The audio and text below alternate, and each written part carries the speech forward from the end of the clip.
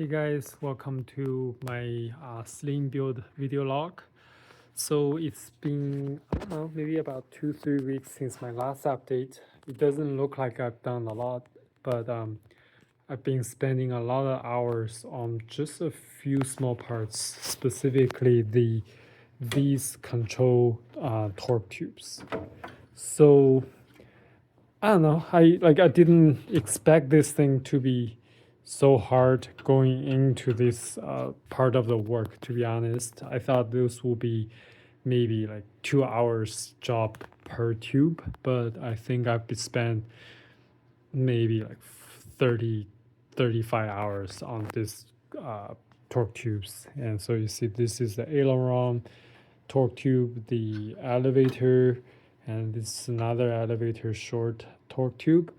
And what's not in yet is there are two joystick assemblies.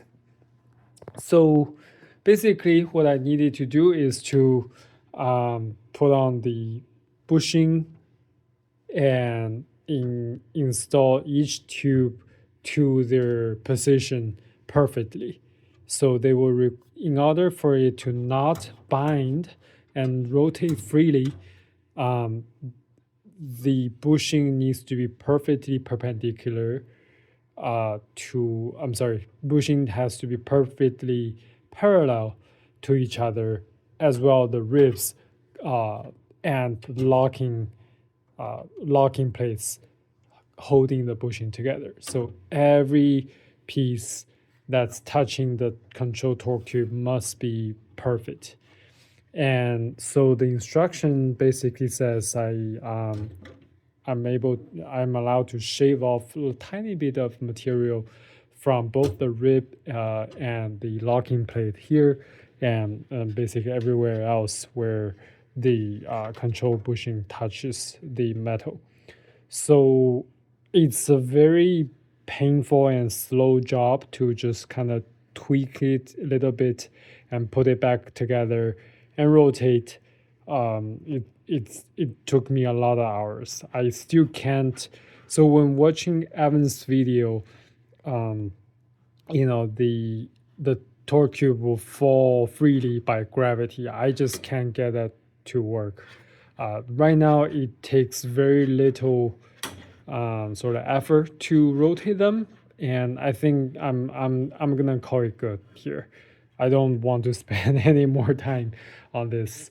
So you see here, I've actually cleat-coated all three plates together, and the elevator short torque tube is turning pretty freely.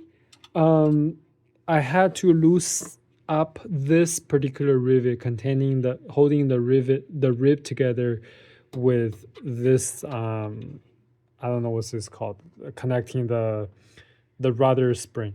So I had to loosen this up to make sure to get the ribs in parallel to the other two. Then my plan is to rivet the torque tube, then match drill this hole and put it back together. So yeah, anyway, and all these things, all the plates on this side has not been installed yet. I'll install them shortly.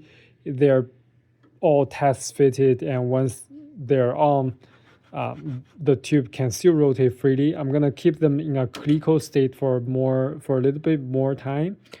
Then I want to put on the side skin first, which is here. So I spent some time to dimple and clean and all the standard work on the side skin. So there are 3 holes here. I just couldn't fully reach with my DRDT tool, so I bought a long throw C-clamp to it's on its way arriving. So once it gets here, I will try to use the C-clamp to squeeze my the dimple dies, and then put on the dimple for these 3 holes.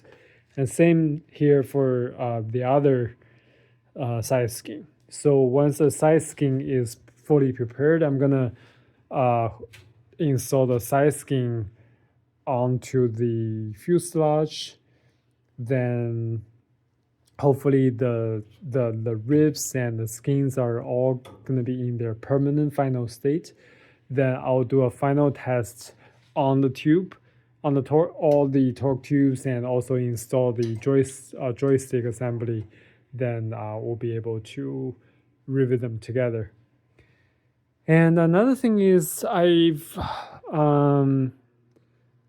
considering how to sort of do the what's that called, the locking collar for each bushing.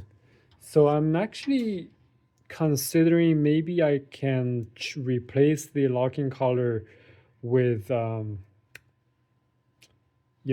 non-permanent ones, maybe order from McMaster or Amazon, where they sell the same size locking collar, but instead of driving it with a rivet, you can use a screw to secure the locking collar in place. So that feels more, less permanent, more, foolproof. So if I drill a wrong hole on here, I don't have a, I guess I don't have a way back. But if I'm locking the bushing in place with a screw, then I can always adjust it later on. So I haven't decided yet. We'll see. I want to first get the torque tube actually in its final place before I decide on that. Then yeah, so just a lot of tedious work to tweak all these control rods. They say this is as annoying and as painful as a fuel tank, and I fully agree. On the bright side, after I clean the side skin, I can finally see the bottom of my fuselage crate. So that means one thing, which is I'm getting close to I'm making more progress on the fuselage. I'm getting close to probably the next crate, which is great. So kind of looking forward to that. And I have a few year-end business trip to attend to in the next couple of weeks. So I don't expect to make a whole lot of progress before the year end, but I'm really hoping that I can at least put on the side skin and finish working on the control rods in the next, I don't know, like a month or so. So there's that. I think that's the update for the control rods. See you next time, guys.